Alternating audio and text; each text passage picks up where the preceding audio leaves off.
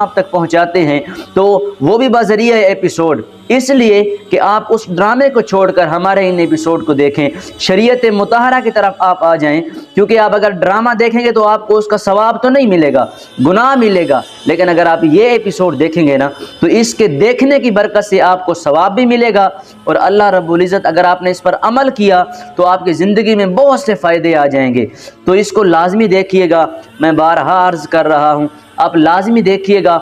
हमारा एपिसोड सिर्फ 5 से 7 मिनट पर मुश्तमिल होता है। एक दिन के अंदर आपने हमें सिर्फ 5 से 7 मिनट देने हैं।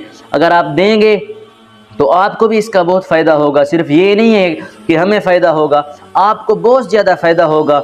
और कोई मकसद, कोई हमारा मिशन जो है ये सिर्फ आपको जज्बे को बुलंद करने के लिए है। ये जो मिशन शुरू किया है ये सिर्फ आपके लिए है, इसमें किसी किस्म की लालच भी नहीं है, किसी किस्म का कोई ख़ास और मकसद भी नहीं है। बस यही है कि चंद